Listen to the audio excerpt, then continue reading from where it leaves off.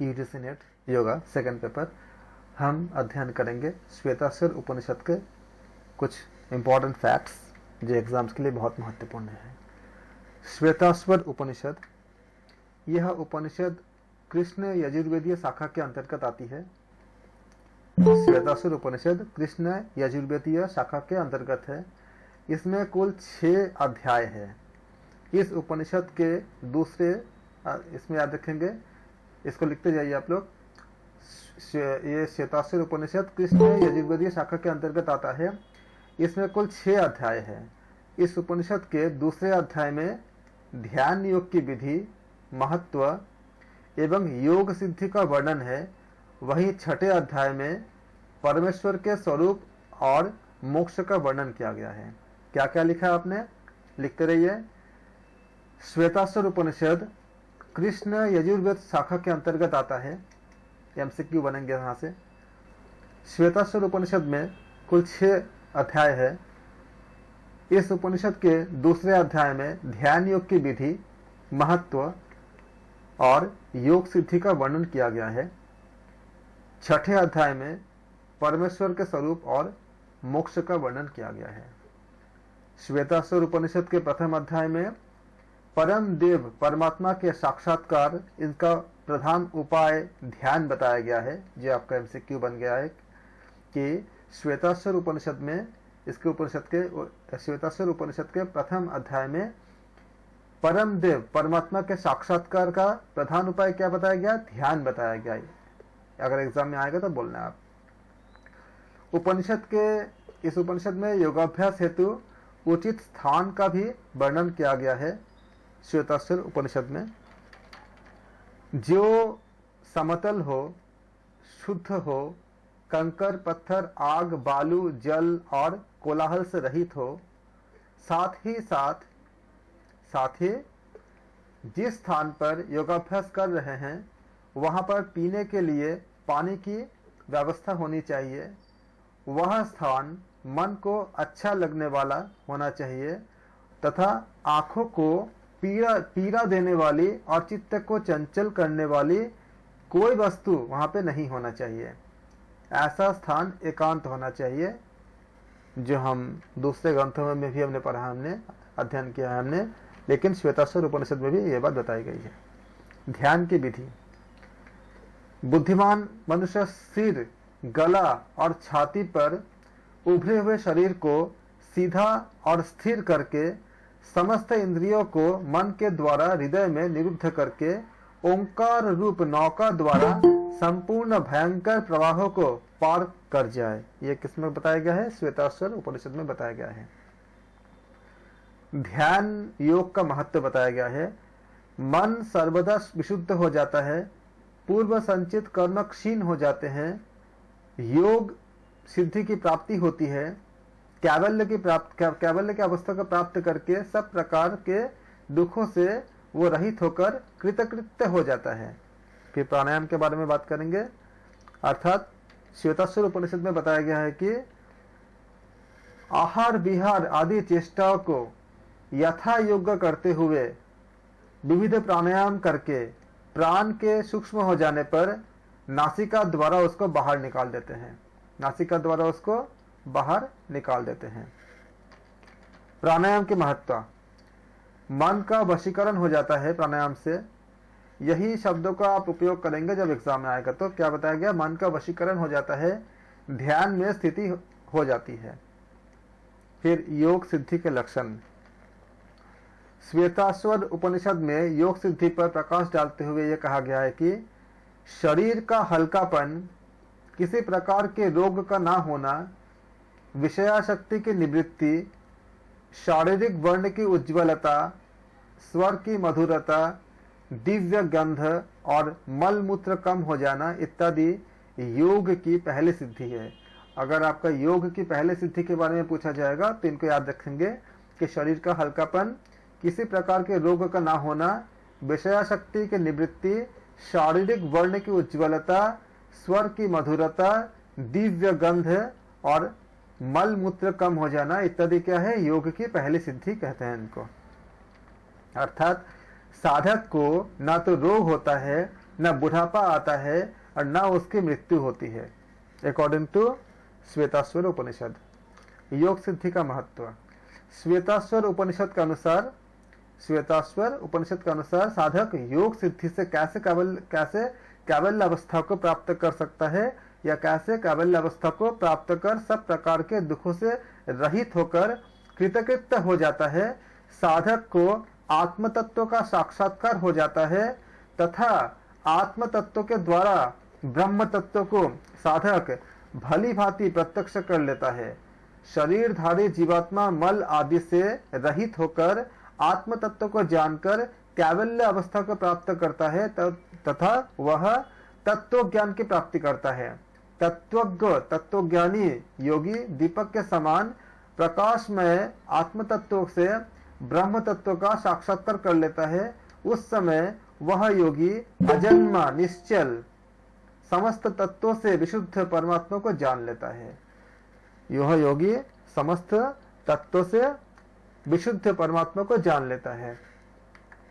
किसमें हम पढ़ते हैं, हमने कि कौन सी उपनिषद है, श्वेताश्वर उपनिषद के अनुसार।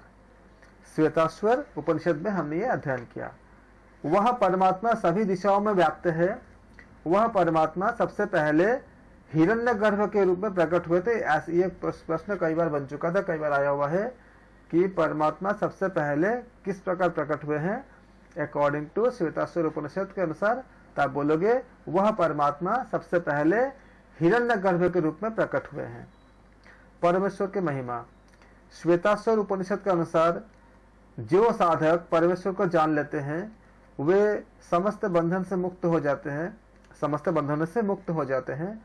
साधक के पूर्व संचित कर्म, पहले का जो संचित कर्म होती है, तो साधक के पूर्व संचित कर्म समुदाय का जितने भी कर्म का समुदाय पहले से जो हमारे जो प्रारंभ इसके पहले जो किए होते हैं, श्वेताश्वर उपनिषद के अनुसार जब साधक परमेश्वर को जान लेते हैं तो वे समस्त बंधन से मुक्त तो हो ही जाते हैं, समस्त बंधनों से मुक्त हो जाते हैं और पूर्व संचित कर्म समुदाय का जितना भी हमारे पास रखा होता है उसका भी क्या होती है, सर्वथा नाश हो जाता है और वह परमात्मा को प्राप्त हो जाता है। ईश्वर प्राप्ति का साधन। ईश्वर प्राप्ति के साधन। श्वेताश्वर उपनिषद में ईश्वर प्राप्ति के 3 साधन बताए गए हैं और यह प्रश्न आ चुका है, कई बार आ चुका है। इसका आएगा कि श्वेताश्वर उपनिषद में ईश्वर प्राप्ति के कितने साधन बताए गए हैं, तो 3 साधन आप बोलोगे। कर्मयोग क्या क्या है, कर्मयोग नंबर 1, फिर क्या आपका उपासना योग नंबर 2 और तीसरा क्या आपका ज्ञान योग। तो आप लोग इसको लिख लीजिए और साथ साथ मेरे साथ आप लोग अपने माइक ऑफ करके भी बोल सकते हैं, लेकिन बोलिए। श्वेताश्वर उपनिषद में ईश्वर प्राप्ति के 3 साधन है। क्या क्या है, कर्मयोग, उपासना योग और ज्ञान योग। श्वेताश्वर उपनिषद में ईश्वर प्राप्ति के 3 साधन क्या क्या है, कर्मयोग, उपासना योग और ज्ञान योग। श्वेताश्वर उपनिषद में ईश्वर प्राप्ति के 3 साधन है, कर्म योग, उपासना योग और ज्ञान योग। इनका वर्णन किया गया है। कर्म योग श्वेताश्वर उपनिषद के अनुसार, श्वेताश्वर उपनिषद के अनुसार कर्म योग अर्थात जो साधक सत्वादि गुणों से व्याप्त कर्मों को आरंभ करके, सत्वादि गुणों से व्याप्त कर्मों को आरंभ करके उन सभी कर्मों के भावों को परमात्मा में लगा देता है, परमात्मा को समर्पण कर देता है, तब उस समर्पण के भाव से साधक के कर्मों का अभाव हो जाने पर पूर्व संचित कर्म समुदाय का भी सर्वथा नाश हो जाता है। क्या देखा हमने, जो साधक सत्तादि गुणों से व्याप्त कर्मों को आरंभ करके उन सभी कर्मों के भावों को परमात्मा में लगा देता है, सारे कर्मों के भाव को, अर्थात पूर्ण समर्पण कर देना, परमात्मा को समर्पण कर देता है, तब उस समर्पण के भाव से साधक के कर्मों का अभाव हो जाती है। क्योंकि जब हमारे सारे संपूर्ण सब कुछ हमने जब समर्पण कर दिया तो हमारे पास कुछ बचा ही नहीं, तो जब बचा ही नहीं तो क्या उसका अभाव हो जाता है। तो साधक के कर्मों का अभाव हो जाता है और साधक के कर्मों का अभाव हो जाने पर उसके जितने भी पूर्व संचित कर्म होते हैं वो पूर्व संचित कर्म समुदाय का भी क्या होती है, सर्वथा नाश हो जाता है। कर्मों का नाश हो जाने पर वह साधक परमात्मा को प्राप्त हो जाता है, क्योंकि जीवात्मा तत्व से समस्त जड़ समुदाय से भिन्न चेतन तत्व है। क्योंकि जीवात्मा तत्व से समस्त जड़ समुदाय से भिन्न क्या है? चेतन तत्व है।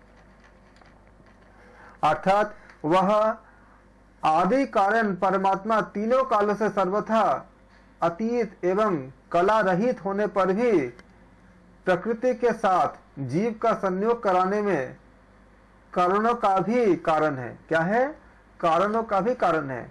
वह आदि कारण परमात्मा तीनों कालों से सर्वथा अतीत एवं कला रहित होने पर भी प्रकृति के साथ जीव का संयोग कराने में कारणों का भी कारण है। अपने अंतःकरण में स्थित उस विश्व रूप, सर्वरूप, जगत रूप में वो प्रकट, स्तुति करने योग्य पुराण पुरुष परम देव परमेश्वर की उपासना करके उसे प्राप्त करना चाहिए। इन टर्म्स को आपको याद रखने हैं, खाली सुनना नहीं है, इनको आपको याद कर लेने हैं, क्योंकि एमसीक्यू इसी से बनेंगे। वह आदि कारण परमात्मा तीनों कालों से सर्वथा अतीत एवं कला रहित होने पर भी प्रकृति के साथ जीव का संयोग कराने में कारणों का भी कारण है। अपने अंतःकरण में स्थित उस विश्व रूप, सर्वरूप, जगत रूप में प्रकट, जितने भी हम जगत रूप में है उनमें प्रकट, स्तुति करने योग्य पुराण पुरुष परम देव परमेश्वर की उपासना करके उसे प्राप्त करना चाहिए। फिर क्या आपका ज्ञान योग। ज्ञान योग में हम क्या देखते हैं? जिससे यह संसार रूपी प्रपंच निरंतर चलता रहता है, वह परमात्मा इस संसार रूपी वृक्ष, काल और आकृति आदि से सर्वथा अतीत एवं भिन्न है। धर्म के वृद्धि करने वाले, पाप का नाश करने वाले, संपूर्ण ऐश्वर्य के अधिपति तथा समस्त जगत के आधारभूत परमात्मा को अपने हृदय में स्थित जानकर साधक अमृत स्वरूप परब्रह्म को प्राप्त हो जाता है। फिर से, जिससे यह संसार रूपी प्रपंच निरंतर चलता रहता है, वह परमात्मा इस संसार रूपी वृक्ष, काल और आकृति आदि से सर्वथा अतीत एवं भिन्न है। धर्म की वृद्धि करने वाले, पाप का नाश करने वाले, संपूर्ण ऐश्वर्य के अधिपति तथा समस्त जगत के आधारभूत परमात्मा को अपने हृदय में स्थित जानकर साधक अमृत स्वरूप परब्रह्म को प्राप्त हो जाता है। मोक्ष प्राप्ति अर्थात ज्ञान योग और कर्म योग से प्राप्त करने योग्य, ज्ञान योग और कर्म योग से प्राप्त करने योग्य सबके कारण रूप परम देव परमात्मा को जानकर समस्त बंधनों से मुक्त हो जाता है। इस प्रकार साधक परमात्मा को जानकर एवं परमात्मा की शरण ग्रहण करके मोक्ष को प्राप्त करता है। श्वेताश्वर उपनिषद में परमात्मा को हंस यानी प्रकाश स्वरूप परमात्मा कहा गया है। यहाँ पे हंस से एक प्रश्न बन सकते हैं कि श्वेताश्वर उपनिषद में परमात्मा को क्या बताया गया है? तो श्वेताश्वर उपनिषद में परमात्मा को हंस यानी प्रकाश स्वरूप परमात्मा कहा गया है। यहाँ एक समरी के रूप में हमने श्वेताश्वर उपनिषद हमने समाप्त किए। आप इसको याद कर लेंगे, आप लोग इसको वीडियो को बार बार रिपीट करके इसके एक शॉर्ट नोट्स बना लेंगे। एमसीक्यूज में इसके हम बहुत डिटेल में करेंगे और जिस तरह के क्वेश्चंस पूछे जाते हैं उसके हम बहुत जल्दी कल परसों के अंदर ही हम विस्तार से हम एमसीक्यू को हम करवाएंगे आप सबको। अब हम शुरू करेंगे त्रिशिखी ब्राह्मण उपनिषद।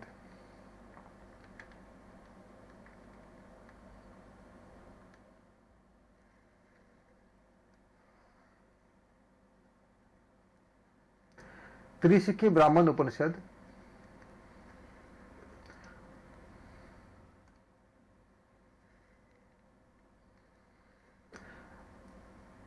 उपनिषद के परिचय के रूप में ये शुक्ल यजुर्वेद से संबंधित है। त्रिशिखी ब्राह्मण उपनिषद शुक्ल यजुर्वेद से संबंधित है। इसको आप सबसे पहले आप इसको नोट कीजिए कि त्रिशिखी ब्राह्मण उपनिषद किस वेद से संबंधित है। तो त्रिशिखी ब्राह्मण उपनिषद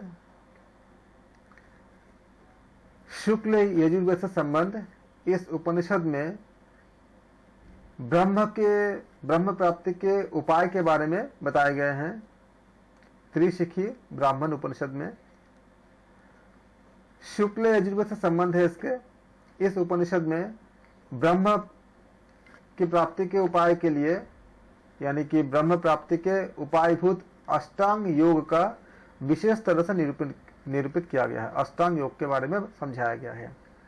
त्रिशिखी नाम के ब्राह्मण और भगवान आदित्य के बीच में, त्रिशिखी नाम के ब्राह्मण, त्रिशिखी कौन थे?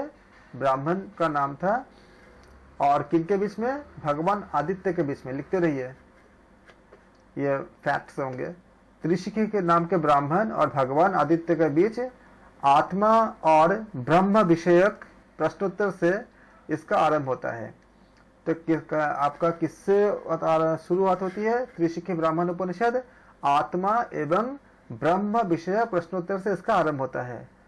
अन्य विषयों में शिव तत्व की सर्वव्यापकता, ब्रह्म का जगत, पूरा जगत में जो ब्रह्म का व्याप्त है, तो इसको कहते हैं लोग जगत कारणत्व, जगत का जो कारण है, जगत कारणत्व, एक का बहुधा होना, ब्रह्म से लेकर पंजीकरण तक सृष्टि का वर्णन, चार अवस्थाएं, दक्षिण उत्तर पथ, ज्ञान द्वारा सद्योमुक्ति, ज्ञान के उपाय रूप योग यानी ज्ञानोपाय रूप योग, कर्म योग, ज्ञान योग, अष्टांग योग, यम नियम आदि, हठ योग, आसन, नाड़ी शोधन, प्राणायाम की विधियां, अग्निमंडल, नाड़ी चक्र में जीव का भ्रमण, कुंडलिनी स्थान, क्रिया व्यापार, नाड़ी केंद्र की स्थिति, नाड़ी विचरण, योगाभ्यास का स्थान और उसकी विधि क्या होंगे, षण्मुखी मुद्रा, मनोजय, प्रत्याहार, ध्यान, धारणा और धारणा के जो भेद उपभेद यानी भेदोपभेद इत्यादि अनेक विषयों का बहुत विस्तार से विशद वर्णन किया गया है। यह दो भाग में विभक्त है, एक ब्राह्मण भाग, दूसरा मंत्र भाग। प्रश्न आपका यहाँ भी बन सकते हैं कि कितने भाग में विभक्त है, उनका नाम क्या है, ब्राह्मण भाग और मंत्र भाग। तो ये आपका इस उपनिषद के बारे में थोड़ी सी एक ओवरव्यू था कि हम इसमें क्या क्या, इसमें आपका एक दो क्वेश्चन बन जाते हैं, जैसे कि ये शुक्ल यजुर्वेदीय से संबंधित है ये उपनिषद, और ये हमें इस समय क्या मिलती है, हमको ब्रह्म प्राप्ति के उपायभूत अष्टांग योग के बारे में बताए जाएंगे। त्रिशिखी कौन थे? ब्राह्मण जी का नाम था, ब्राह्मण का नाम था। और संवाद किसके बीच में हो रही है? भगवान आदित्य के बीच में ये संवाद हो रही है। किस बारे में हो रही है? आत्मा और ब्रह्म के विषय के प्रश्नोत्तर से इसका आरंभ होती है। इसमें इनके अन्य विषय में क्या होती है? शिव तत्व क्या होती है, शिव तत्व की व्यापकता और ब्रह्म का ये पूरा जगत संपूर्ण जो जगत है, ये ऐसे कहते हैं लोग जगत का जो कारण का जो तत्व है, इसे कहते हैं जगत कारणत्व, जगत के उत्पत्ति का जो कारण का जो तत्व है, एक का बहुधा होना, ब्रह्म से लेकर पंजीकरण तक के सृष्टि का वर्णन, यहाँ पे चार अवस्थाएं इत्यादि जितने भी हम देखा हमने, और आगे जा करके हमें मिलेंगे हमें तो ये ज्ञान योग के बारे में हम जब जानेंगे ही, ज्ञान योग, कर्म योग, अष्टांग योग, यम नियम इत्यादि, हठ योग भी जानेंगे, आसन, नाड़ी शोधन, प्राणायाम की विधियां भी पढ़ेंगे, अग्निमंडल भी जानेंगे, नाड़ी चक्र में जीव का भ्रमण कैसे होती है, बहुत महत्वपूर्ण है, काफी एनाटॉमी से पूरा भरी हुई है, मतलब इतनी ज्यादा इसमें एनाटॉमी है, लेकिन एनाटॉमी का भी हम इसको पढ़ने का ना तो सिलेबस में ना हमारे पास समय है, बहुत ज्यादा एनाटॉमी है इसमें। और संपूर्ण आपका जो मानव शास्त्र जो है पूरा इसके अंदर है। साथ ही साथ इसमें विज्ञान के दृष्टिकोण से जो वेव थ्योरी है इसमें बहुत ज्यादा मात्रा में है, लेकिन इसमें हम जाएंगे नहीं भी। नाड़ी चक्र में जीव का भ्रमण क्या होती है, कुंडलिनी का कैसे, किस तरह से उसका क्रिया व्यापार कैसे काम करता है, और नाड़ी केंद्र क्या होती है, इन सब के बारे में हम अच्छे से जानेंगे। षण्मुखी मुद्रा क्या होती है, प्रत्याहार के बारे में और धारणा ध्यान ध्यान इत्यादि के बारे में हम जानेंगे इसमें। लास्ट में अब याद रखेंगे इसका दो भाग है, एक है ब्राह्मण भाग, दूसरा है मंत्र भाग। शांति पाठ आप जो हम पहले कर चुके हैं, ओम पूर्णमिदम पूर्णमिदम ओम पूर्णमदम पूर्णमिदम पूर्णश्च, बताइए क्या है, बोले सबको याद है? सबको किसको? ओम पूर्णमद पूर्णमिदं पूर्णात् पूर्णमुदच्यते पूर्णस्य पूर्णमादाय पूर्णमेवावशिष्यते। ओम शांति शांति शांति। बिल्कुल, पूर्ण में से पूर्ण लेने पे पूर्ण ही शेष बचता है। क्या कोई इसको मैथमेटिकली कोई समझा सकता है थोड़ा बहुत, एक लाइन में, दो लाइन में? कोई ऐसा है? ये पूर्ण में से पूर्ण लेने पे पूर्ण ही शेष रहता है। चलो कभी मैथ्स की बात करेंगे, अभी तो एग्जाम है, अभी हम कर लेते हैं ऐसे ही। सर बता दीजिए सर जी। अरे बहुत लंबी चीज है, शॉर्टकट में सर, फ्लो में चल रहा है, चला वो एक्चुअली हमें पूरा कुछ मैथ्स के हमें डिराइव करने पड़ेंगे। हम जो देखते हैं कैलकुलस से कुछ बातें आती है कि आप कुछ फंडामेंटल थ्योरीज होते हैं, जैसे आप देखो इन्फिनिटिव माइनस इन्फिनिटिव कितना होगा? इन्फिनिटिव होता है। पूर्ण में से अगर पूर्ण लेते हो, ये जगत क्या अनंत ब्रह्मांड है। अनंत क्या होती है? आपका इन्फिनिटिव होती है, जिसको कोई अंत ही नहीं होती है, अनंत ब्रह्मांड है। अनंत में से अगर आप अनंत ले लोगे तो भी बचेगा कितना? बचेगा अनंत ही तो बचेगा। वैसे जीरो अगर पूर्ण मानते हैं, पूरा शून्य है, महाशून्य है, तो जीरो में से पूरा जीरो ले लो, क्या बचेगा? Zero minus zero zero. अब इसको अगर हम कैलकुलस में बात हम अप्लाई करें, लिमिट अब सबको कैलकुलस आती नहीं है ना, दिक्कत की बात है। लिमिट एक्सटेंस टू जीरो करते हैं हम लोग, कोई फंक्शन लेते हैं हम लोग। सर ये कह सकते हैं ना, एनर्जी के फॉर्म में बस रहता है, neither be created nor be destroyed. आप एनर्जी के लो या मास लो, अगर अनंत से आप अनंत लोगे तो अनंत ही बचेगा। कुछ भी लेते हो आप, या अगर जीरो मानते हो सबको, तो जीरो से जीरो माइनस करके तो जीरो ही बचेगा।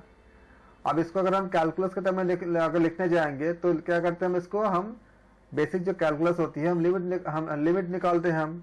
तो लिमिट जब हम एक्सटेंस टू जीरो करते हैं, या फिर क्या करते हैं हम लोग, लिमिट निकालते हैं तो एक्सटेंस टू में इन्फिनिटिव करते हैं, और इसके दो लिमिट होते हैं। हम कोई फंक्शन को डिराइव करेंगे तो ये आपका एक होती है लेफ्ट हैंड लिमिट, एक होती है राइट हैंड लिमिट। तो दोनों में अगर जाएंगे तो ऑसिलेशन किधर जाएगी? Minus infinitive two plus infinitive. ये क्या होती है? आपका नंबर लाइन होती है। ये जो नंबर लाइन की तरफ अगर हम जाएंगे तो ये अगर ओपन इंटरवल होता है तो क्या करते हैं, हम इसको एक्सक्लूड कर देते हैं। मतलब ये दोनों हम लेते नहीं है, इसको हम बबल के रूप में दिखाते हैं इसका ऐसे। तो जब एक्सक्लूड करके हम बाकी चीज को लेते हैं, तो जब बाकी चीज को लेंगे एक्सक्लूड करके तो क्या हो जाएगा? फाइनाइट हो जाएगा। जब हम माइनस अनंत को और प्लस अनंत को हम छोड़ देंगे तो हम क्या करते हैं, इसको बोलते हैं हम इसको ओपन इंटरवल। ये पूरी मैथ्स की बात है पूरा। अगर बोलते हैं कि आपका यहाँ से माइनस इन्फिनिटिव से लेकर के प्लस इन्फिनिटिव, तो मतलब इन्फिनिटिव को छोड़ के बाकी सब पार्ट, तो क्या हुआ? वही हमारी धरती आसमान क्या हुआ? फाइनाइट पार्ट हो गया। लेकिन बिलोंग्स कहां से करता है? इन्फिनिटिव से।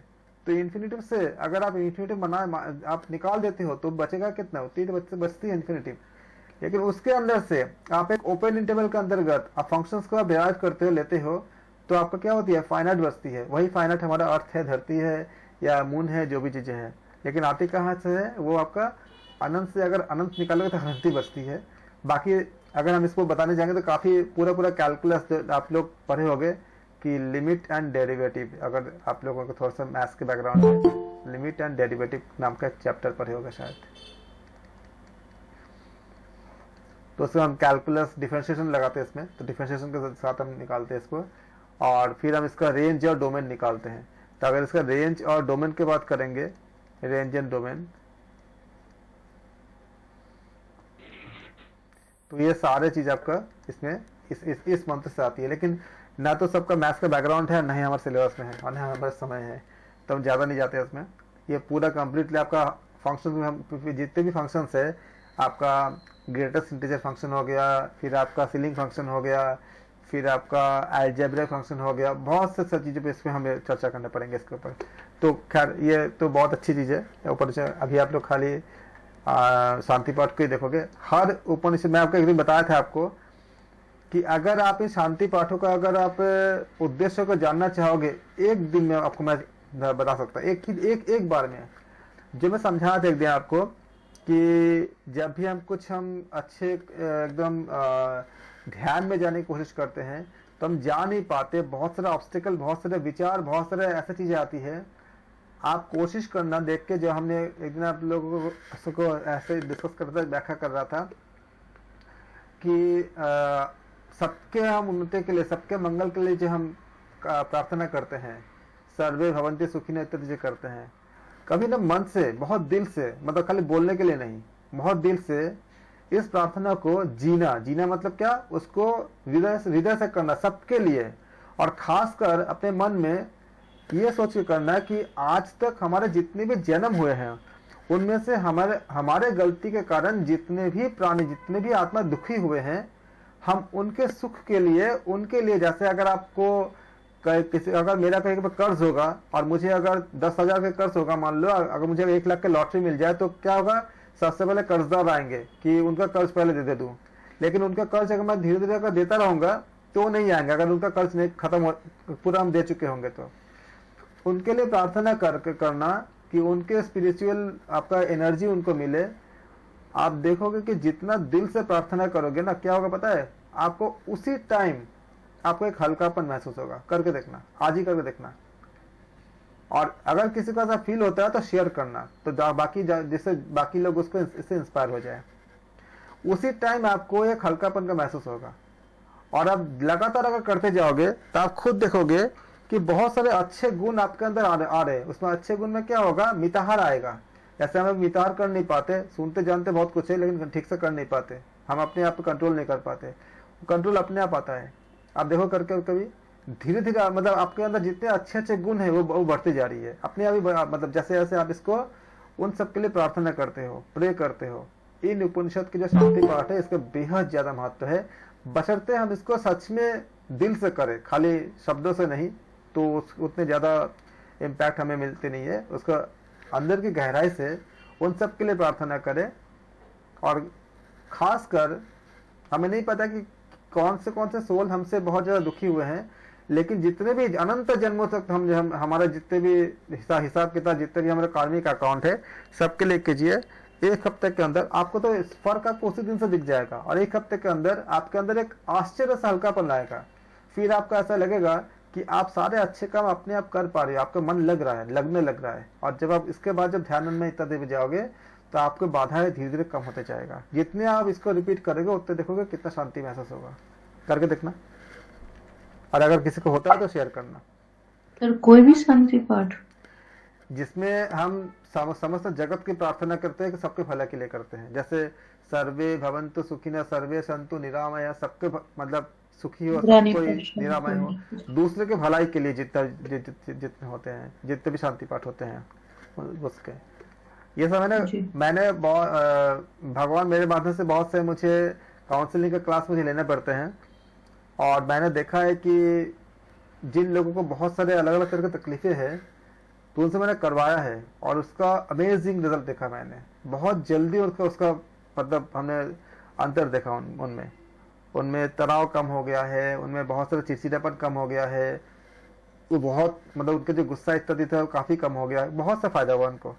फिर धीरे धीरे वो छोटा से योग से शुरू किए थे, करते करते वो 1-1 साल 2-2 साल के जो कोर्स है उसको भी करते गए और योग में ही चले गए। ऐसे भी मैंने बहुत लोगों को देखा, मैंने करके देखना। अभी हम करते हैं त्रिशिखी ब्राह्मण उपनिषद। हमने शांति पाठ किया। शांति पाठ के बाद त्रिशिखी नाम के एक ब्राह्मण एक बार आदित्य लोक में गया। त्रिशिखी नाम का एक ब्राह्मण एक बार आदित्य लोक में गया।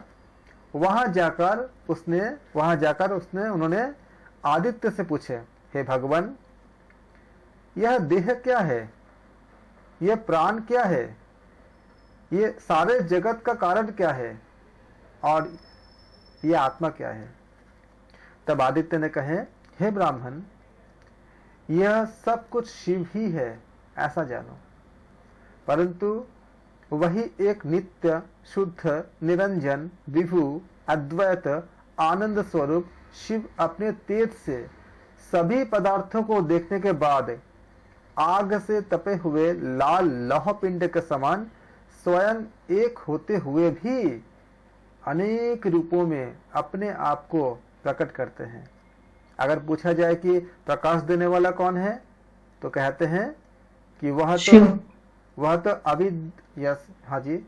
तो अविद्या वशवलित ब्रह्म जो है वो प्रकाश देने वाले होते हैं। अर्थात सत शब्द से अगर कहा जाए तो सत शब्द से कहा जाने वाला वह मायोपहित अपर ब्रह्म है। विश्व ब्रह्मांड से संव्याप्त अपर ब्रह्म ही वह भासक है।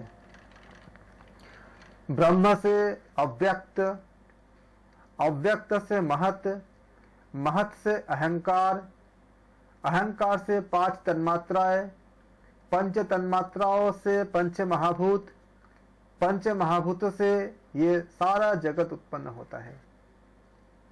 आपने क्या पाया?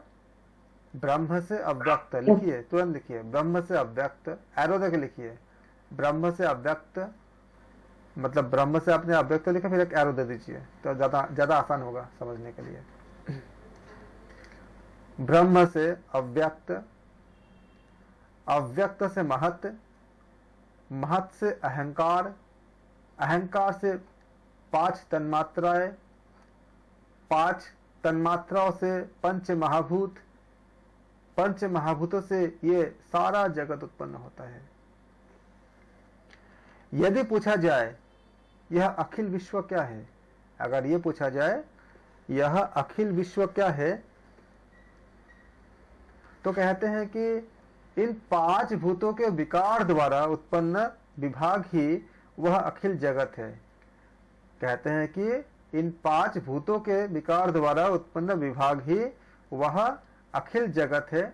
इसमें भी यदि पूछा जाए कि भूतों के ये विकार एक ही पिंड से कैसे हो जाते हैं, भूतों के ये विकार एक ही पिंड से कैसे हो जाते हैं, तो उत्तर यह है कि उन अलग अलग भूतों के कार्य तथा कारण के भेद के द्वारा अंश तत्व, वाच्य वाचक भेद, स्थान विशेष, विषय, देवता तथा कोष आदि के भेद, देवता तथा कोष के भेद आदि के आधार पर जो विभाग कहे गए हैं, इसके बारे में हमें बताया गया है कि आकाश के 5 भेद है।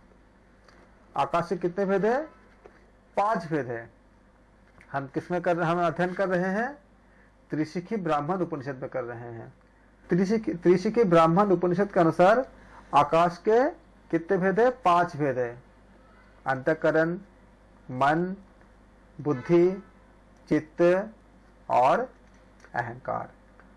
अंतःकरण, मन, बुद्धि, चित्त अंतःकरण और अंतःकरण को थोड़ा सा एक्सप्लेन कर देते।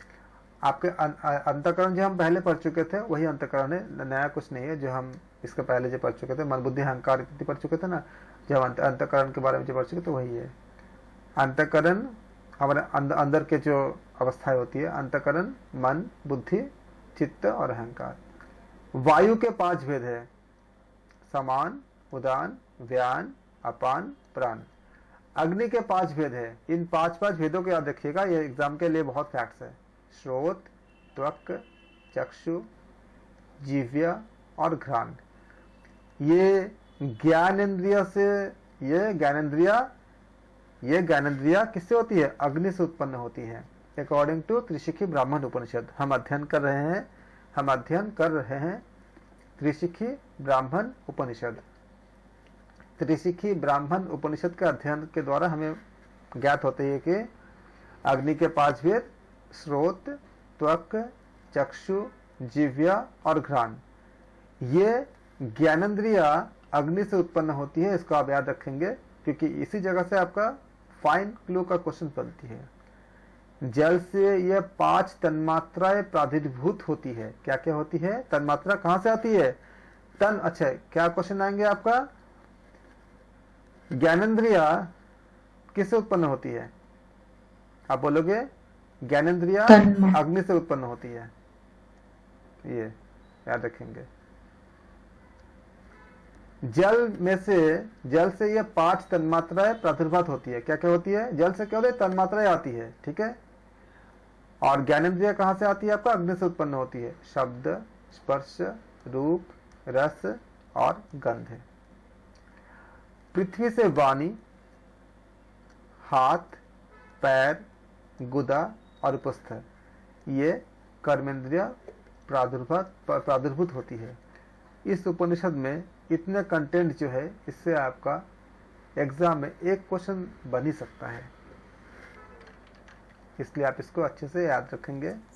इसका कुछ लॉजिक है, जैसे कि कर्मेंद्रिय से पृथ्वी से कर्मेंद्रिय होते सारे का हैं। लॉजिक है, लेकिन एक्चुअली क्या है, लॉजिक हमें व्याख्या हमको सिलेबस में नहीं है, हमें खाली इसका जानना खाली कंटेंट है। अगर मैं व्याख्या करने जाऊंगा तो हमारे पास समय इतनी कम है कि फैब में एग्जाम्स है और आपको लिखना तो वहाँ पे है नहीं, मतलब आपको थियोरिटिकल तो लिखने नहीं है, इसलिए हम कर नहीं पा रहे हैं। क्योंकि अगर हम करने जाएंगे तो इस पैराग्राफ में हमें 2-3 क्लास लग जाएगी। जितने पैराग्राफ है ना, इतने जो है इसमें याद कैसे रखें इसको? कुछ ट्रिक बताइए, याद कैसे रखेंगे? इसमें आपको, मुझे नहीं लगता कि आपको दिक्कत है, क्योंकि आप सब पढ़े हुए हैं। जैसे आपका जब क्या कहा गया, देखो आपका जो वायु के 5 भेद, समान, उदान, व्यान, अपान, प्राण, बहुत बार पढ़ चुके हो।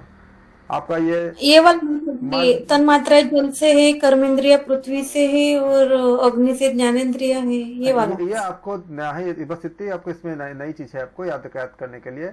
बाकी जो 5 तन्मात्रा जानते ही हो क्या होती है, शब्द, स्पर्श, रूप, रस, गंध, या बहुत आप सांख्य में भी पढ़े हो कि खाली आपके इसमें याद करनी है, जल से यह 5 तन्मात्रा है, बस इतनी ही तन्मात्रा तो आप याद करके आए हो। बहुत बार आपने पढ़ा होगा, जितने भी आपने सांख्य दर्शन जितने भी पढ़े होंगे, बाकी जितने ग्रंथ हैं सब में इसमें था ये सब चीजें। फिर आपका जो ज्ञानेंद्रिया के बारे में, कर्मेंद्रिया के बारे में पढ़े ही हो आपने, हाथ, पैर, गुदा इत्यादि क्या होती है, इसमें आपका कर्मेंद्रिया के बारे में आप जानते हो सारे, तो नया कुछ नहीं है। खाली आपका नाम के साथ थोड़ा सा, खाली नाम के साथ, ये सब नाम आप पढ़े ही हो, बहुत बार पढ़े हो आपने, तो नाम को तो मुझे नहीं लगता कि आपको याद करने की जरूरत है। खाली जैसे अग्नि के 5 भेद है, ये आपको खाली अग्नि के साथ आपको इसको याद करनी होंगी। जल के ये 5 तन्मात्रा है, इसको आपको याद करने होंगे, बाकी नाम तो आपको याद ही है। और ये है कैसे, उसको व्याख्या करने जाएंगे तो बहुत, मतलब बहुत अच्छी व्याख्या है, बहुत ही अच्छी है, लेकिन मेरा बहुत सा समय निकल जाएगा जो एग्जाम्स के लिए फ्रूटफुल नहीं होगा, इसलिए मुझे छोड़ना पड़ रहा है। अब मैं खाली उतना बता रहा हूँ जो एग्जाम्स के लिए जरूरी है इस समय। इसमें आकाश का कार्य जो है वो क्या है, आपका अंतःकरण है। आकाश का कार्य क्या है, अंतःकरण है।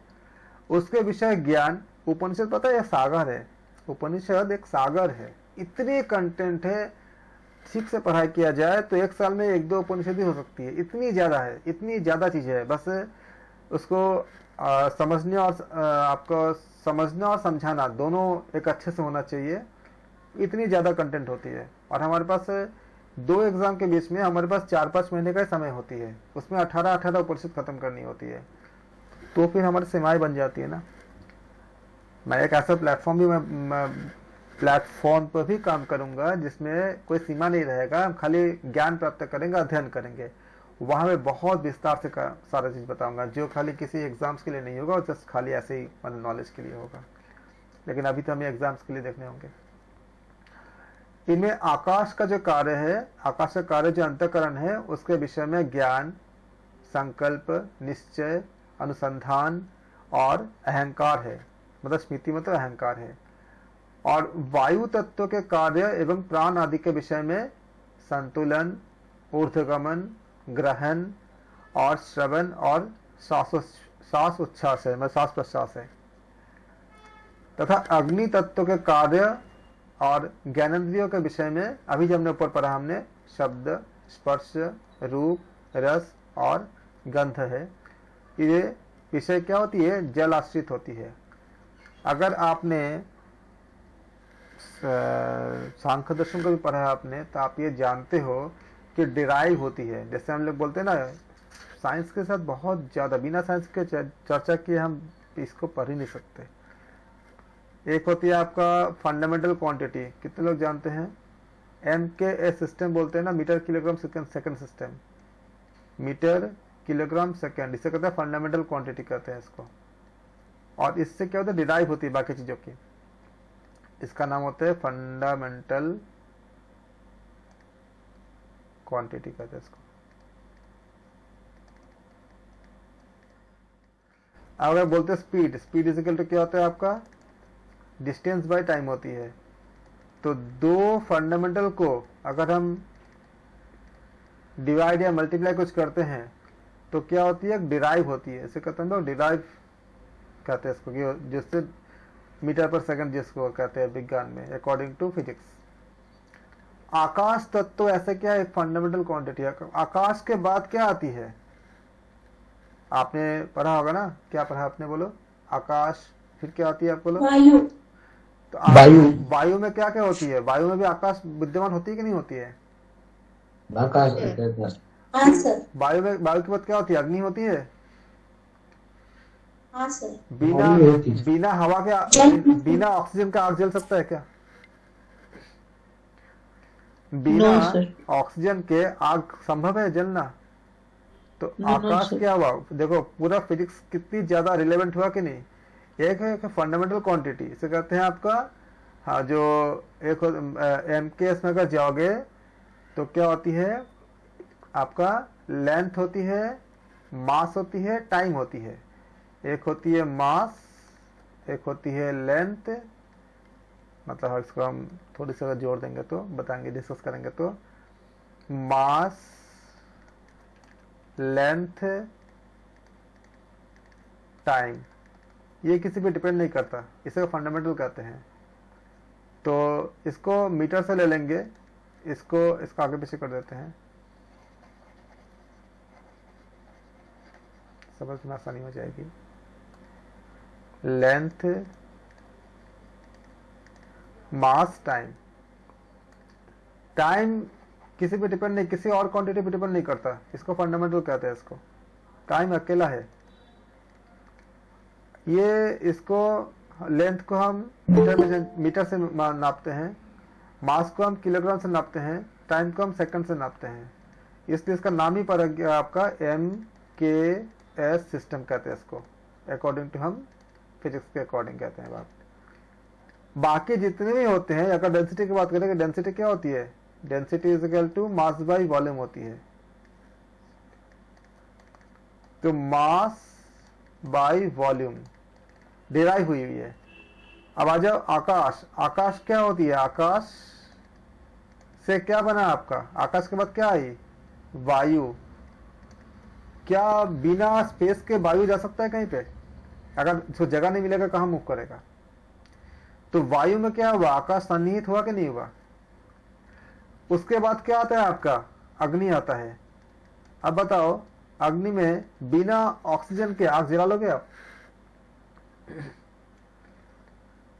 बिना ऑक्सीजन के जल पाएगा आग। तो क्या हुआ, वायु उसमें रहा, और अगर उसको जगह नहीं मिलेगा तो आग जलेगा कैसे, तो आकाश भी आया। अब अग्नि से क्या आता है आपका, जल आता है। आग जब जलेगा या जब आपका जो बाष्पीकृत होता है, भाप बनता है, उस भाप से क्या बादल बनती है, बादल से क्या होती है, फिर बारिश होती है, तो जल मिलती है हमको। या फिर अगर आप साइंस के अकॉर्डिंग आओगे तो हाफ O2 मतलब H2 प्लस हाफ O2 क्या बनता है आपका, H2O बनता है। इसके लिए जब अप्लाई करोगे तो कहते हैं बॉन्ड हैबर साइकिल। अगर आप लोग केमिस्ट्री के थोड़ा सा जानते होंगे, बॉन्ड हैबर साइकिल कहते हैं इसको। उसके जरिए से कैलकुलेट करते हैं कि कितना अमाउंट ऑफ आपका हीट इसमें एक्सचेंज होती है। इसको कहते हैं एंडोथर्मिक या एक्सोथर्मिक रिएक्शन कहते हैं। जब आप ग्लूकोज लेते हो तो आपका बॉडी में एनर्जी रिलीज होती है, इसको कहते हैं एक्सोथर्मिक रिएक्शन, जिसमें हीट निकलती है। और जब आप एंटीबायोटिक लेते हो तो एंडोथर्मिक रिएक्शन कहते हैं, क्योंकि आपका बॉडी से एनर्जी को लेता है, वो एनर्जी को कंज्यूम करते हैं, इसलिए आप वीक हो जाते हो अगर आप एंटीबायोटिक लेते हो। इसलिए डॉक्टर आपको उसके साथ ताकत की दवाई देता है ताकि वो एनर्जी मिल जाए आपको। जब आपका पानी बनता है तो पानी क्या होती है, इस हीट को एब्जॉर्ब करता है, बिना हीट को एक्सचेंज किए कभी केमिकल रिएक्शन होना मुश्किल होता है। तो हीट को एब्जॉर्ब करना क्या हुआ, जब पानी बना तो क्या बना आपका, चारों चीज आई, आकाश भी आया, वायु भी आई, अग्नि भी आया, तब क्या बना, जल बना आपका। आप जब धरती में जाओगे, पृथ्वी में क्या होती है, चारों चीज होती है, आकाश में स्पेस भी होता है। देखो मट्टी के अंदर हवा होता है, तभी तो छोटे छोटे जो कीट वगैरह जीवित रहते हैं। तो क्या होता है, मट्टी के अंदर वायु भी होती है। और मट्टी के अंदर कितनी अग्नि होती है जानते हो, ज्वालामुखी कितनी भयंकर होती है, वैसे भी इसके अंदर हीट होती है और जल भी होती है। तो क्या उस तरह डिराइव हुआ सारा का चीजें। अब इसमें इस तरह से अगर हम व्याख्या करेंगे तो आपको बहुत चीजें समझ आएगा, लेकिन हमारे पास समय नहीं है कि हम कर सके, इसलिए हमें चीजों को छोड़ के जाना पड़ेंगे। इसमें है बहुत सा चीजें बताने के लिए, कंप्लीटली पूरा इतनी गहरी विज्ञान है कि अगर हम 4-4 घंटे क्लास चली जाती है, पता नहीं चलता कि कहाँ से चला गया, जब पूरे अच्छे से ये करने जाएंगे तो। फर्स्ट टाइम पता चला, ऐसे आपने जो बताया ये फर्स्ट टाइम में पढ़ा। ये बहुत गहरी साइंस है। मेरा 4-4 घंटा क्लास निकल जाती है, मुझे भी नहीं पता चलता कैसे कैसे निकल गया, और बस जो सामने होते उनको भी नहीं पता चलता, उनको सारे काम बिगड़ जाती है, क्लास इतनी लंबी चली जाती है। तो ये काफी ज्यादा गहरी साइंस है, लेकिन हम समय नहीं है हमारे पास, एग्जाम है तो हम इसमें नहीं जाते। आप लोग बोलते हो तो कभी कभी मेरा भी बहुत मन होता है ऐसे ही बताने के लिए, और आप लोग भी बोलते हो तो मैं थोड़ा सा बोल देता हूँ। तो ये आपका क्या हुआ, आपका कि शब्द, स्पर्श, रूप, रस और गंध, ये क्या होता है, जल आश्रित होती है। आप बताओ कि जब आप ऐसे समझते हो तब उपनिषद की गहराई कहाँ जाती है। खाली कुछ चीजें पढ़ लेने से कभी कभी ऐसा लगता है कि ये हम कैसे याद रखेंगे। अब बताओ कैसे याद नहीं रखेंगे, अब भूल के दिखाओ। आप बोलते हो कि हम याद कैसे रखेंगे, मैं बोलता हूं आपका आप भूल के दिखाओ। अब भूलो, नहीं भूल सकते। तो ये होती है आपका, लेकिन हमारे पास इस तरह से पढ़ाई करेंगे तो हमें बहुत समय लग जाती है करने के लिए, हम नहीं कर सकते अभी। तो अग्नि तत्व के कार्य एवं ज्ञानेंद्रियों के विषय में शब्द, स्पर्श, रूप, रस और गंध है, ये विषय जल आश्रित होते हैं। जल आश्रित कैसे होते हैं, आपने तो एक ही लाइन पढ़ लिया, जल आश्रित होते हैं। जल आश्रित ऐसे होता है, इस तरह से, जैसा भी आपको हमने थोड़ा सा बताया। इस पे है तो बहुत कुछ बताने के लिए, लेकिन बस थोड़ा सा एक ओवरव्यू दिया मैंने इसको। एवं पृथ्वी तत्व के कार्य एवं कर्मेंद्रियों के विषय में क्या होती है, बोलना, लेना देना, आना जाना, उत्सर्ग और आनंद है। कर्मेंद्रियों और ज्ञानेंद्रियों के विषय में प्राण और तन्मात्राओं के विषय में अंतर्भूत है। प्राण और तन्मात्रा के विषय अंतर्भूत है। मन और बुद्धि में ही चित्त और अहंकार अंतर्भूत है। अब मैं अगर इनकी थोड़े से बात करूं ना तो आप लोग 2-2 घंटे बैठ जाओगे, आपको पता भी नहीं चलेगा कि कहां से निकल गए 2 घंटे। इतनी खाली इस लाइन पे खाली बात करो तो ये करूंगा नहीं। कर्मेंद्रिय, ये जो लाइन पर है हमने, कर्मेंद्रिय और ज्ञानेंद्रियों के विषय में प्राण और तन्मात्रा का विषय अंतर्भूत है। बस इतनी खाली व्याख्या कर दूंगा, 2 घंटा निकल जाएगी। लेकिन फिलहाल तो आप एग्जाम के लिए कीजिए। अवकाश, गतिशीलता, दर्शन, पिंडीकरण और धारणा, ये सभी क्रमशः क्या होती है, आकाश, वायु, अग्नि, जल और पृथ्वी से संबंध सूक्ष्माति सूक्ष्म तन्मात्राओं के विषय में है। सूक्ष्म से भी अति सूक्ष्म तन्मात्राओं के विषय में है। स्पेस यानी अवकाश, गतिशीलता, दर्शन, पिंडीकरण और धारणा, ये सारे आकाश, वायु, अग्नि, जल, पृथ्वी, इनसे संबंधित है। अभी जब बात कर रहे थे, पता आप कहाँ आपने इसको डिस्कस किया, ये था पूरा केमिस्ट्री के बाद। बॉर्न हाइवर साइकिल आप में से बहुत लोग जानते भी नहीं है, ये पहली बार सुने होंगे। बॉर्न हाइवर साइकिल वो साइकिल होती है केमिस्ट्री में, जिसके जरिए किसी केमिकल इक्वेशन में जब पूरी होती है तो कितने अमाउंट ऑफ एनर्जी, मतलब जूल में होती है हीट एनर्जी, एब्जॉर्ब किया या रिलीज किया, इसको कैलकुलेट की जाती है इसके जरिए। उसके बाद कोई केमिकल रिएक्शन पूरी होती है। जब कोई केमिकल रिएक्शन होती है तो रिएक्शन के बाद या तो वो एनर्जी निकालेगा, जैसे आपने कहा पढ़ा आपने फोटोसिंथेसिस, तो फोटोसिंथेसिस के बाद क्या होगी, बिना एनर्जी के नहीं हो सकता। या तो एनर्जी रिलीज करेगा, जो ग्लूकोज आप लेते हो उससे क्या होती है, बॉडी में एनर्जी रिलीज होती है, फटाफट होती है, तुरंत होती है, उसको लंबे प्रोसेस से जाना नहीं पड़ता डाइजेशन के, तुरंत आपका डाइजेस्ट हो जाती है, इसलिए आपको तुरंत आपको इतनी ज़्यादा ताकत मिल जाती है, तो मतलब एनर्जी मिलती है। ये जो हम ले नहीं पाते बॉडी में, क्योंकि इसको आपका डाइजेस्ट होने के लिए पूरा आपका स्मॉल इंटेस्टाइन में जाकर के वो सब काम नहीं करने पड़ते, तुरंत हो जाती है। अगर कोई ले ही नहीं पा रहा है तब उसको क्या चलाते हैं पता है? बताइए क्या करते हैं उसको? अगर वो ले ही नहीं पा रहा है, सलाइन लगाते हैं, डॉक्टर जी लगाते हैं। समझ आ रही है? जल तत्व, वो सलाइन क्या करती है आपका, जो हम जो बोलते हैं ना नॉर्मल भाषा में, पानी चढ़ाते हैं डॉक्टर के पास, अस्पताल जा करके हम भर्ती कर देते हैं, पानी चढ़ाते हैं, जल तत्व। उसमें हम ग्लूकोज मिलाते हैं जो एक्सोथर्मिक रिएक्शंस होती है, उसमें ये सारी चीज आपको इन्वॉल्व होती है। अभी मैंने खाली इतना बात बताया, अभी वाटर के ऊपर बात करेंगे। जो हम आपने जल तत्व देखा, आपने जल तत्व के साथ आपका नेचुरोपैथी के साथ का जो संबंध है, अगर मैं इसको बात करूंगा तो हाइड्रोथेरेपी के बारे में जो डिस्कस की गई थी, वो पूरा एक कंप्लीट मेडिकल साइंस आपका पूरा इन्वॉल्व हो जाएगा इस 2-3 श्लोक में, कंप्लीट एक मेडिकल साइंस के बारे में। आप क्या समझते हो कि ये बातें जो इतनी छोटी बात है, इतनी बस ऐसे ही हो गया? इतनी जो लाइन है, ये जो हमने अभी बताया था ऊपर का, ये कर्मेंद्रिय से लेकर के अंतर्भूत तक, सच में अंतर्भूत ही है, इसे बहुत सी चीज छुपी हुई है। पहले के जो विद्वान होते थे, जो ज्ञानी पंडित जो गुणवान जी लोग होते थे, इन्हीं के जरिए सारा चीजों के मतलब पूरा मानव जाति का पूरा कल्याण कर देते थे, इसलिए उनको ज्यादा बाहरी किसी उसकी जरूरत नहीं पड़ती थी, और समाज भी कितना स्वस्थ था, कितना खुश थे। हमें फिर से वो सब चीजें वापस लाने पड़ेंगे। अवकाश, गतिशीलता, दर्शन, पिंडीकरण, धारणा, ये सभी क्रमशः आकाश, वायु, अग्नि, जल और पृथ्वी से संबंध सूक्ष्म सूक्ष्म तन्मात्राओं के विषय हैं। इस प्रकार 12 अंगों का उल्लेख मिलती है। कितने अंग का? 12 अंग का, जो आध्यात्मिक, आधिभौतिक और आधिदैविक, इन 3 भागों में प्रतिपादित किए गए हैं। इनमें चंद्रमा, ब्रह्मा, दिशाएं, वायु, सूर्य, वरुण, अश्विनी कुमार, अग्नि, इंद्र, उपेंद्र, प्रजापति और यम नाम याद रखेंगे। चंद्रमा, ब्रह्मा, दिशाएं, लिखते जाइए। मैं धीमे धीमे इसलिए बोल रहा हूँ, मुझे बताया मैं धीमे बोल रहा हूँ, आपको लिखने के लिए बोल रहा हूँ।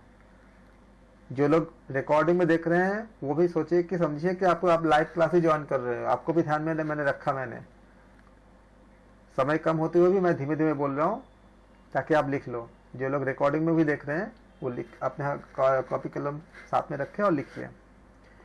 इनमें चंद्रमा, ब्रह्मा, दिशाएं, वायु, सूर्य, वरुण, अश्विनी कुमार, अग्नि, इंद्र, उपेंद्र, प्रजापति और यम, ये सभी 12 इंद्रियों के अधिदेवता रूप से 12 नाड़ियों में अवस्थित रहते हैं। यही प्राण के अंग कहे जाते हैं। इन अंगों को जानने वाला ही ज्ञाता कहा गया है।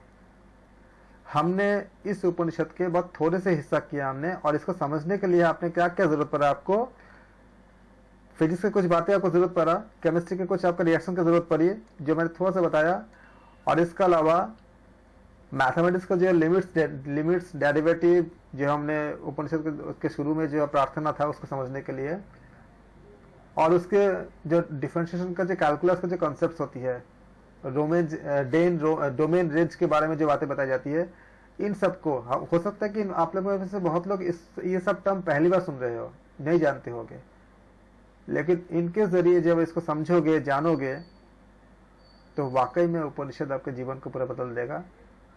और जिसको जो भी आता है, अगर आपको साइकोलॉजी आती है, मैं तो इसको केमिस्ट्री, फिजिक्स, मैथमेटिक्स और साइकोलॉजी इत्यादि से मैं आपको समझाने की कोशिश करता हूँ क्योंकि आप इसको समझते बहुत अच्छे हो, लेकिन इसको समझाने के लिए सारे चीजों को जानना जरूरी होता है, व्याख्या करना जरूरी होता है, क्योंकि इन सबके साथ ही पूरा मिलके बनी हुई है। इन अंगों को जानने वाले ही ज्ञाता, लेकिन आपको एग्जाम में जाएंगे खाली फैक्ट्स आएंगे, तो इसलिए आप इसको याद कर लो। चंद्रमा, ब्रह्मा, दिशाएं, वायु, सूर्य, वरुण, अश्विनी कुमार, अग्नि, इंद्र, उपेंद्र, प्रजापति और यम, ये सभी 12 इंद्रियों के अधिदेवता रूप से 12 नाड़ियों में अवस्थित रहते हैं। यही प्राण के अंग कहे जाते हैं। इस अंग को जानने वाला ही ज्ञाता कहा गया है। मैंने रिपीट इसलिए किया ताकि आप लोग लिख लो और समझो कि ये बहुत इंपॉर्टेंट पार्ट है। अब आकाश, वायु, अग्नि, जल और पृथ्वी का पंचीकरण कहा जाता है। पंची मतलब 5। समान वायु के योग से स्रोत के द्वारा शब्द नामक गुण वाणी के द्वारा अधिष्ठित होकर आकाश में रहता है। वहां ज्ञातृत्व है, वह आकाश में रहता है और आकाश उसमें रहता है।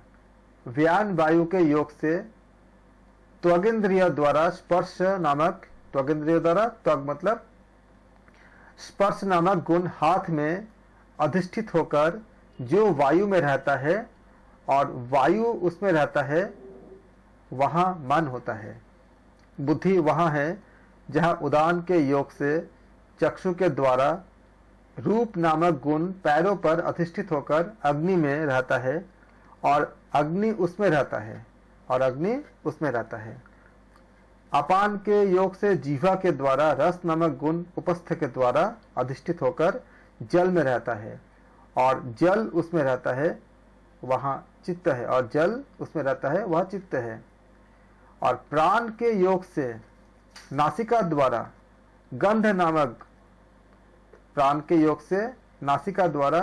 गंध नामक गुण गुदा से अधिष्ठित होकर पृथ्वी में रहता है और उसमें पृथ्वी रहती है, वहां अहंकार भी है। मैंने खाली इसको ऐसे मतलब आपको बता दिया, समझा दिया क्योंकि एग्जाम्स के लिए, लेकिन मैं बता रहा हूं कि अगर इसके बाद हम जब इसको करेंगे कभी, तो इसमें बहुत ज्यादा एनालिसिस करने की, समझने के, समझाने की चीज है इस पैराग्राफ में। लेकिन हमें फरवरी में एग्जाम है। आने वाले समय में एक एप्लीकेशन मेरा आने वाली है, उस एप्लीकेशन में बिना किसी एग्जाम्स के कंडीशंस के हम इसमें चर्चा करेंगे और हर एक चीज़ों को बहुत विस्तार से समझाएंगे। उसको ऊपर काम चल रही है, उसमें आपको कहा बहुत कुछ जानने को मिलेगा, बहुत कुछ। इस विषय में ये श्लोक कहे गए हैं, प्रत्येक सूक्ष्म तत्व के आधे भाग से तथा अंतःकरण, आकाश, अंतःकरण क्या है? आकाश, याद रखना। व्यान क्या है? वायु। अक्षी क्या है? अग्नि। रस क्या है? जल। पायु क्या है? पृथ्वी। आदि से 16 कला वाले स्थूल आकाश आदि बनते हैं। अर्धभाग वाले मुख्य आकाश आदि तत्वों से लेकर पृथ्वी तक पांचों में बाकी के भूतों के चौथाई भागों की पांचों भूतों में अवस्थित रहती है। चौथाई भागों की पांचों भूतों में अवस्थिति रहती है। हर एक स्थूल तत्व में आधा भाग मूल सूक्ष्म तत्व का और बाकी के आधे भाग में चारों अन्य तत्वों का 1/8 भाग रहता है। अर्थात मुख्य मूल सूक्ष्म तत्व की 8 कलाओं और अन्य सूक्ष्म तत्व की 8 कलाओं मिलकर 16 कलाएं बनती है। अभी आप इसको याद कर लेना क्योंकि इसमें से एग्जाम में पूछे जाएंगे, काफी कई क्वेश्चन आ जाएंगे। वह स्थूल तत्व होता है।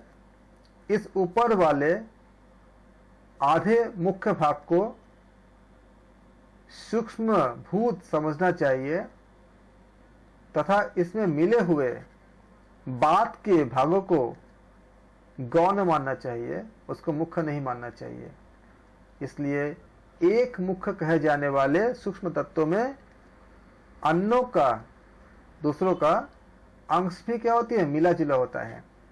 जो हम अभी बात कर रहे थे, आपने देखा था कि जल तत्व में क्या होती है, अग्नि भी सम्मिलित रहती है। तभी तो इतने ऊंचे ऊपर से जब आपका जब पानी गिरती है, आपने देखा है कॉफी मशीन में कॉफी जब बनाते हुए कैसे काम करता है, बताओ।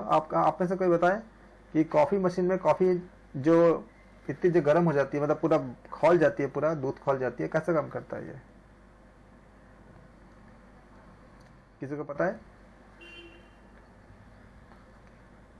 कॉफी का जो मशीन होती है, जिस मशीन से हम लोग कॉफी बनती है, उसमें कोई आग वगैरह नहीं होता, कोई हम जलाते नहीं है कुछ भी। दूध को बहुत तेजी से घुमाया जाता है, बहुत ही तेजी से। जैसे आप अपने हाथों को रगड़ोगे ना, दोनों हाथों के, तो क्या होती है, गर्म होती है ना, हीट होती है ना। इसको कहते हैं विस्कोसिटी। कितने लोग जानते हैं विस्कोसिटी के बारे में? विस्कोसिटी कहते हैं इसको विस्कोस फोर्स होती है। एक्चुअली विस्कोस फोर्स होती है पानी के जो लेयर्स होती है ना, वाटर के, जो लिक्विड के, किसी भी लिक्विड के जो लेयर्स होते हैं, हम मानते हैं कि लिक्विड जो होती है, अगर आपने एक बकेट पानी लिया आपने, तो उसे बहुत से लेयर्स के, जैसे मलाई नहीं होती है, एक एक लेयर के बाद दूसरे लेयर, दूसरे के बाद तीसरे लेयर, ऐसे मलाई बनती है, वैसे ही आपका क्या होती है, ये वाटर जो होती है लेयर बाय लेयर बनती है। जब आप इसको मक्खन, जैसे आप दही को, मतलब वो मक्खन, मतलब दूध को अगर घुमाते हो तो क्या होती है, इसमें आपको मक्खन निकलती है।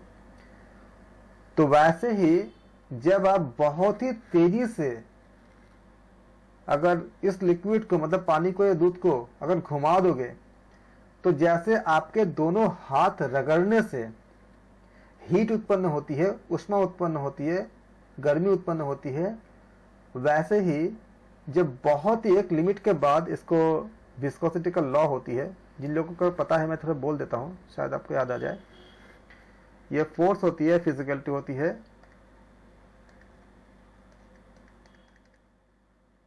ए इंटू ए मतलब area, into eta into DV by D X. किसी को याद आ रहा है? इसको विस्कस फोर्स ये होती फॉर्मूला है। ईटा, इसको ईटा कहते हैं,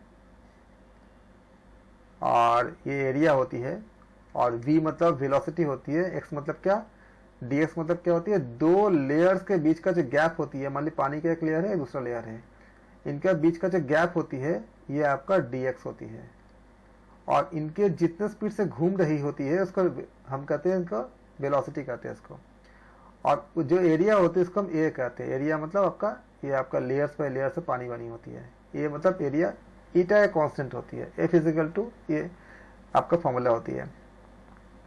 ये इस फोर्स से क्या होता है, इस फोर्स से जब आप कॉफी मशीन में कॉफी को डालते हो, दूध डालते हो, तो क्या होता है, वो ऐसे घूमता है और इतना फोर्स जनरेट होती है।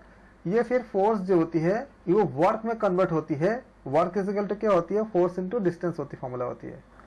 वर्क इजिकल टू होता है W, work is equal to formula होता है आपका फोर्स इंटू डिस्प्लेसमेंट या डिस्टेंस। तो डॉट लेंगे तो F डॉट डी होगा, नहीं तो फिर आपका डिस्टेंस कर सकते हो।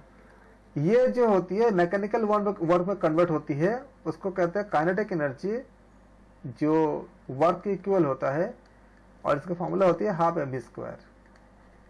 m क्या है, जो मास, जो लिक्विड को घुमा रहे हो, v क्या है, इसका वेलोसिटी होती है। मैं ये जो आप सोचेंगे कि मैं ये क्यों बता रहा हूं, मैं बता रहा हूं कि ये जो इतनी गर्मी पैदा करता है कि आपका दूध खौल के पूरा, उसको कॉफी मिलने के बाद पूरा कॉफी बन जाती, इतनी ज्यादा गर्मी पैदा करता है। इसका मतलब क्या हुआ, इसका मतलब ये हुआ ना, जल तत्व के अंदर पहले से ही अग्नि तत्व विद्यमान था, तभी तो हीट निकला। कहां से निकला सर? वैसे इस तरह से रेशियो कर सकते हैं ना, जैसे जो होता है डोमिनेंट 1/, कोई भी अगर तत्व लेते हैं तो 1/2 प्लस 1/8 प्लस 1/8, बाकी सब 1/8 होते हैं। नहीं, वो तो रेशियो बता रहे हो, लेकिन मैं ये बता रहा हूँ, हाँ रेशियो तो अलग चीज हो गई। मैं बता रहा हूँ कि तत्वों का जो निहित होती है, अंतर्निहित, जो मैंने अभी बताया था कि जल तत्व के अंदर अग्नि तत्व निहित होता है। तो निहित होता है तभी तो जब आप इसको घुमाते हो तब आपका ये कॉफी मशीन में कॉफी बन जाती है, क्योंकि आप तो पानी को ही घुमा रहे हो ना। दूध में भी क्या होती है, पानी मैक्सिमम होती है, पानी का हिस्सा होता है। तो उसमें अगर पहले से अगर अग्नि तत्व विद्यमान नहीं है तो आप कॉफी मशीन में आप कॉफी कैसे बनाते हो, मतलब कॉफी आपका उबल कैसे जाती है। वो जो बता रहे हो रेशियो जो बता रहे हो वो तो उसका एक दूसरे फैक्ट है जो आपका कितनी मात्रा में, जैसे हम लोग बोलते हैं ना कि 10% थ्योरी भी होती है कि सबसे पहले सूरज से अगर 1000 कैलोरी अगर दिया तो सबसे पहले जो लेगा उसको 10% जो लेगा। जैसे आपका मान लो कि अगर पौधा लेता है तो पौधा क्या लेगा, आपका 100 कैलोरी लेगा। उस पौधे को जो खाएगा वो उसका 10% लेगा, यानी कि वो 100 का 10 कैलोरी लेगा। अगर मान लो कि उसने हिरन ने खाया, फिर हिरन को जो खाएगा उस 10 का फिर 10%, वो खाली 1% लिया उसने। जो आपका 10% थ्योरी होती है जो आप बता रहे हो। मेरे कहने का मतलब है कि जल तत्व में अग्नि तत्व जो मौजूद है इसका प्रमाण क्या है, इसका प्रमाण आपका कॉफी मशीन है। वहां से आपको जल को घुमा रहे हो तो जो हीट हो रही है उसके अंदर पहले से क्या था, अग्नि तत्व मौजूद था। और समझाने सर या फिर ये भी कह सकते हैं ना, आइस क्यूब जो होता है वो भी मेल्ट अगर करते हैं, जो पानी बाद में बनता है, फिर वैसे अगर उसको पानी को खौला दें तो भाप के, तो ये आइस क्यूब के लिए होती है वर्क इज इक्वल टू क्या होती है, P इंटू डेल्टा भी होती है formula, work is equal to, क्योंकि W इज इक्वल टू क्या होती है आपका फोर्स इंटू डिस्टेंस, आपने कहा आपने। तो F इज इक्वल टू क्या होती है, M इंटू A होती है, इंटू D हो जाएगा आपका। एक है एक्सेलरेशन होती है आपका, D की आपका डिस्टेंस होती है। तो इसको अगर अप्लाई करोगे इसको तो आपका P इज इक्वल टू क्या होता है, F/A होता है। P मतलब क्या होती है, प्रेशर होती है। इससे F क्या हो जाएगा, F आपका हो जाएगा, फोर्स निकालेंगे तो force is equal to P into A हो जाएगा। अब अगर W निकाल लेंगे तो क्या हो जाएगा आपका, F इंटू D होती है, इज इक्वल टू क्या हो जाएगा आपका, P into A into D हो जाएगा। A क्या एरिया, D क्या इसका आपका डिस्टेंस हो गई, एरिया इंटू डिस्टेंस क्या होगा, वॉल्यूम हो जाएगा। तो W क्या हो जाएगा आपका, P इंटू डेल्टा V हो जाएगा, मतलब चेंज इन वॉल्यूम। अब जब आप दबाते हो तो क्या लगाते हो, प्रेशर लगाते हो। तो इस समय जो वर्क होती है वह आपका प्रेशर एनर्जी जो होती है, प्रेशर से P इंटू डेल्टा V से क्या बन गया, आपका वर्क में कन्वर्ट हो गया। अब ये वर्क किसमें कन्वर्ट हो गया, आपका काइनेटिक एनर्जी, जो किसके होगी, half A into M into D square. और इसके बाद जो आपका ये हीट एनर्जी में जब कन्वर्ट होगी तो फॉर्मूला होगा Q is equal to MC delta theta या डेल्टा T, जो भी बोल लो। M क्या मास है, C क्या स्पेसिफिक हीट है, और थीटा या डेल्टा T क्या है, वो टेम्परेचर जिससे वो मेल्ट हो रहा है। वो टेम्परेचर कहाँ से आई, वो टेम्परेचर पहले से आपका सन्निहित था किसमें, जल के अंदर, अग्नि के रूप में। तभी आपका फॉर्मूला काम कर रहा है, जितने भी अभी आपका बताया आपको। तो इसका मतलब क्या हुआ, जल तत्व के अंदर क्या था, अग्नि तत्व था। और इसी बात को यहाँ बताया जा रही है कि इस तरह से कि मुख्य आपका, इसलिए एक अभी हमने देखा हमने कि इसके आपका जो कलाएं बताई गई है, 8 कलाएं मिलकर 16 कलाएं बनती है, वह स्थूल तत्व होती है। और इस ऊपर, इसके ऊपर वाले आधे जो मुख्य भाग को सूक्ष्म भूत समझना चाहिए, और इसमें मिले हुए जो बात के जो भागों को गौण मानना चाहिए, मुख्य नहीं मानना चाहिए। इसके बाद हमने जितना पढ़ा हमने कि इसलिए एक मुख्य को कहे जाने वाले सूक्ष्म तत्व को अन्य का अंश भी मिला जुला ही रहता है। इसी को बताया कि जल में जो है अग्नि तत्व सन्निहित रहता है, उसमें बाकी तत्व भी रहता है, आकाश तत्व भी रहता है और वायु भी रहता है। वायु अगर नहीं रहता जल के अंदर तो मछलियां कैसे सांस लेती, बताइए, ले पाती सांस, नहीं ले पाती ना। और अगर स्पेस नहीं होता तो फिर रहता कहाँ पे जल, वो भी रहता है ना, मछलियां, स्पेस तो होता नहीं उनके बीच में ना। इस तरह ये समझ, इस तरह एक और एग्जांपल, हाँ सर एक और एग्जांपल ले सकते हैं, जैसे रेगिस्तान में जो रेप्टाइल्स होते हैं वो भी सर हवा से ही ले लेते हैं। हाँ, ऐसे बहुत से प्राणी है जो खाली इसमें आपका, क्योंकि हवा में भी क्या होती है, आपका मॉइस्चर तो होती है, जल तत्व तो होती है उसमें। जल तत्व उसमें। इस तरह ये समस्त स्थूल व्यवहार में आने वाले भूत एक दूसरे का आश्रय करके ही आपस में मिलकर यहाँ पे अवस्थित होते हैं।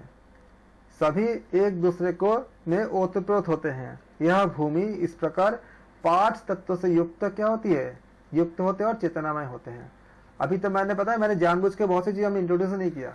जैसे आपका डार्विन थ्योरी है, जैसे आपका लेमार्क थ्योरी है, किसमें है आपका, सब बायोलॉजी में है सारा चीज़ें। इसमें फिर आपका जो आपका मेंडल थ्योरी है कि कैसे हम रेशियो जनरेशन कैसे निकालते हैं कि आपका कौन कितने जनरेशन के बाद छोटे हो जाएंगे, नाटे हो जाएंगे, लंबे हो जाएंगे, इन सब के ऊपर हम बात कर सकते हैं। लेकिन हमारा वीडियो भी बहुत लंबी हो जाएगी और हमें एग्जाम की भी ध्यान रखनी है, तो मैंने उसमें बात ही नहीं छेड़ा। उसमें अगर उसमें बात करता तो मेरा और बहुत लंबा हो जाता काफ़ी कुछ, लेकिन सिखाने और सीखने के लिए तो बहुत कुछ हो जाता इसमें, लेकिन मैंने उसे छोड़ दिया पूरा, हमने उसको शुरू ही नहीं किया उसमें।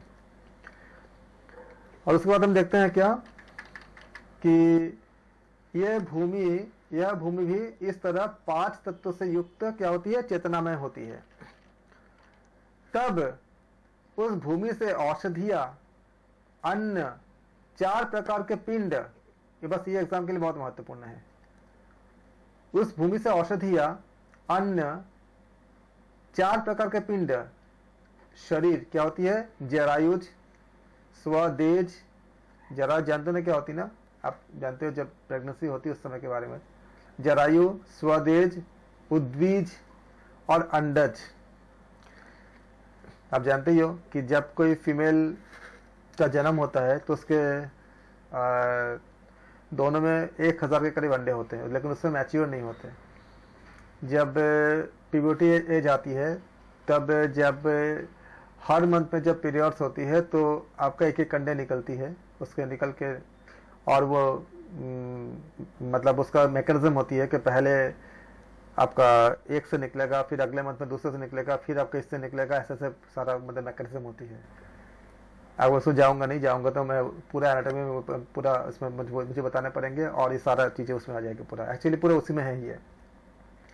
ये जितनी बात बताई गई है, जरायुज, स्वदेज, उद्दीज, अंडज, ये अगर 4 के बारे में बताने जाएंगे तो हमें आधा मतलब पूरे क्लास पूरा एनाटॉमी पूरा ले लेगा। पूरा आपका जो गायनेकोलॉजी में जो भी चीज़ें आती है उसमें, और फिर आपका प्रेगनेंसी से संबंधित का विज्ञान के बारे में बहुत ज़्यादा गहन पे चले जाएंगे इसमें, तो हम इसको छोड़ दे रहे हैं। खाली जितना इसमें बताया गया मैं खाली उतना बता रहा हूँ कि शरीर में क्या होती है, तब उस भूमि से औषधियाँ, अन्न, 4 प्रकार के पिंड, शरीर मतलब आप लिखोगे जरायुज, स्वदेज, उद्वीज और अंडज, तथा रस, रक्त, मांस, मेद, मज्जा, अस्थि, शुक्र, ये क्या है, 7 धातुएं, ये तो पर ही हो, 7 धातुएं उत्पन्न हुई। इन धातुओं के योग से कई भूत पिंडों की रचना संभव हो पाती है या हो जाती है। उनमें से एक अन्नमय पिंड नाभि मंडल के बीच में स्थित होती है। उनके बीच में नाल सहित कमल जैसा हृदय है और उस हृदय के भीतर जो देव है, उस हृदय के भीतर में देव जीवात्मा रहते हैं जो कि कर्तापन के अहंकार युक्त चेतना वाले होते हैं। इसका बीज तमह पिंड है, तमस का पिंड है, वह उसका बीज तमह का पिंड है। वह गाढ़ा जड़ है क्योंकि तमगुण क्या होते हैं, आपका जड़मय होती है। और अज्ञानमय मन कंठ का आश्रय लिए रहता है और सारे जगत में व्याप्त है। आज हम पहले पार्ट में हम इस उपनिषद में हम यहीं पे हमने इसको समाप्त कर देंगे। त्रिशिखी ब्राह्मण उपनिषद अगले पार्ट में हम इसके विस्तार से देखेंगे। काफी बहुत ही अच्छी उपनिषद है और आज हमने जितना किया हमने उसका आप लोग नोट्स अच्छे से बनाएंगे और पूरा आप इसको तैयार करने के बाद 2 या 3 पार्ट में ये उपनिषद खत्म हो जाएगी। और इसका एमसीक्यूज हम, ये 5वां उपनिषद है इस सीरीज के, और इसके एमसीक्यूज भी हम बहुत जल्दी 1-2 दिन में हम लॉन्च करेंगे और जिसमें एक एक्स्ट्रा क्लास में एक मैराथन क्लास करेंगे जिसमें हम कम से कम 300 क्वेश्चन हम इसको सॉल्व करने की कोशिश करेंगे। Thank you so much. अगर कोई भी डाउट्स हो, कोई भी क्वेरीज हो, किसी भी तरह का क्वेश्चन हो। समझने के लिए हार्ड लग रही है सर। हाय, क्या लग रही है? हार्ड लग रहा है सर समझने के लिए। ये समझा नहीं सर आपने जो भी पीछे पढ़ा कि कर्तापन के अहंकार युक्त चेतना वाले होते हैं। ये तो आपने सांख्य में पढ़ा था आपने ना, सांख्य दर्शन में। तो ये आपको तो नया कुछ नहीं है। कमल उसके बीच हृदय के बीच जीवात्मा है। हाँ, ये सारी चीज़ तो आपके सांख्य में भी पढ़े हैं, वो सेम ही चीज़ इसमें है, नया कुछ नहीं है।